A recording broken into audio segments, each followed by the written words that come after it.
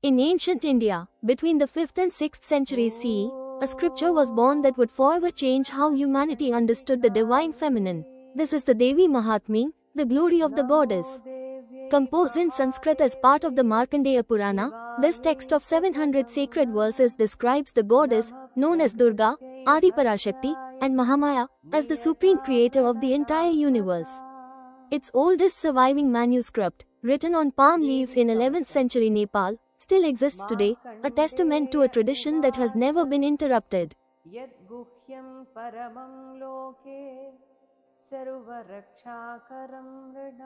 The text opens with two broken men, a king who has lost his kingdom and a merchant who has been betrayed by his own family, both wandering in sorrow and confusion.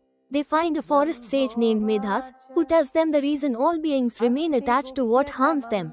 The goddess Mahamaya, the great cosmic illusion, is the very power that binds and liberates creation. Through three extraordinary stories, the sage reveals the nature and power of the goddess, and in doing so, frees the two men from the chains of their own minds.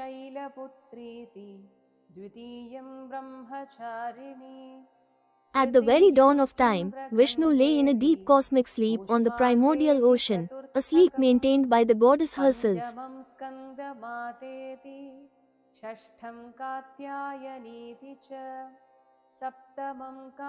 While two terrible demons, Madhu and Kitabha, threatened to destroy creation.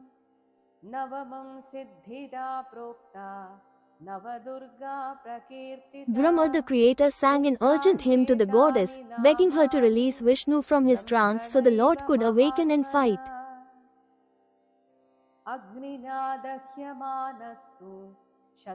The goddess withdrew her power, Vishnu awoke, and after a battle lasting 5,000 years, the demons were slain and the universe was saved, showing us that even the gods act only through her grace. The buffalo demon Mahishasura had won a boon that no man could kill him, so he conquered the heavens and drove all the gods into exile, leaving the universe without its guardians.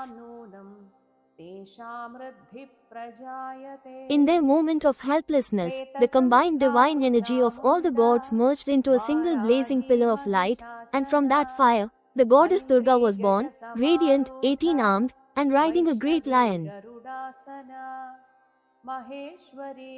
Armed by each god with their greatest weapon, Vishnu's discus, Shiva's trident, Vayu's bow, Agni's dart, Durga rode into battle against the demon armies with the force of 1,000 suns. Though Mahishasura shifted shapes, from buffalo to lion to elephant to man, the goddess pursued him with relentless divine wrath, pinned him beneath her foot, and with one stroke of her sword, ended his reign forever. This image, the goddess standing triumphant over the slain buffalo demon, was carved in stone at Aihole in Karnataka, at Prambanan in Indonesia, in the caves of Kashmir, and across the entire Indian subcontinent, becoming one of the most powerful sacred images in the world.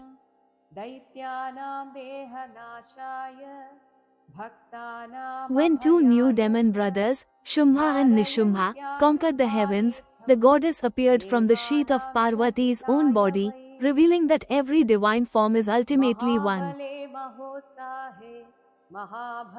To fight the demon general Raktabija, whose every drop of blood spawned 1,000 new demons, the terrifying Kali emerged from the goddess's forehead, dark as a storm cloud, spreading her tongue across the entire battlefield to catch every drop before it could touch the ground.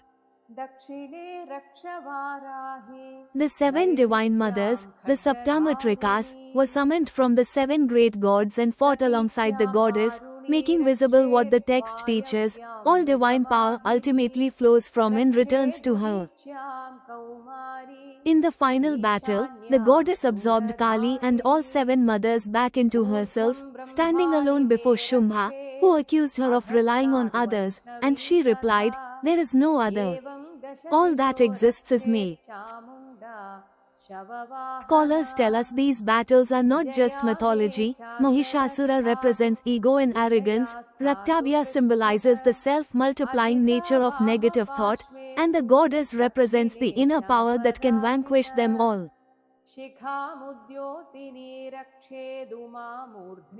The text weaves together Samkhya philosophy's three qualities of existence, creation, preservation, and destruction, embodied in the three great forms of the goddess, Mahasaraswati, Mahalakshmi, and Mahakali. For over 16 centuries, the Devi Mahatmya has been recited without interruption during Navratri and Durga Puja. Its 700 verses treated not as a text to be read but as a living mantra to be experienced. The recitation of this scripture on Mahalai, the dawn that begins Durga Puja, is believed to invite the goddess herself to descend to earth, making the text not just literature but a ritual act of cosmic invitation. Translated into English in 1823, French in 1824, Latin in 1831, and Greek in 1853, the Devi Mahatmya became one of the first Sanskrit scriptures to enter the global conversation, a recognition of its profound universal significance.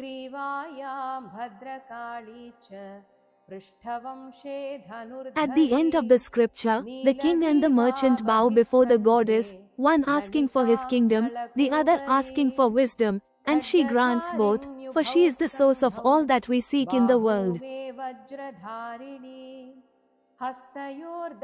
The Devi Mahatmya teaches us that the universe was born from her, is sustained by her, and returns to her, and that within each of us, she waits, like an unrealized power, to be awakened.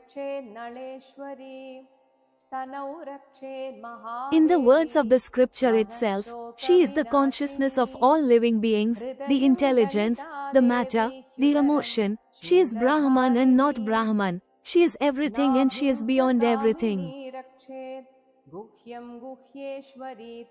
This is the glory of the goddess. This is the Devi Mahatmya, eternal as the Vedas, living as breath, fierce as fire, and as gentle as the light of a lamp offered in the darkness.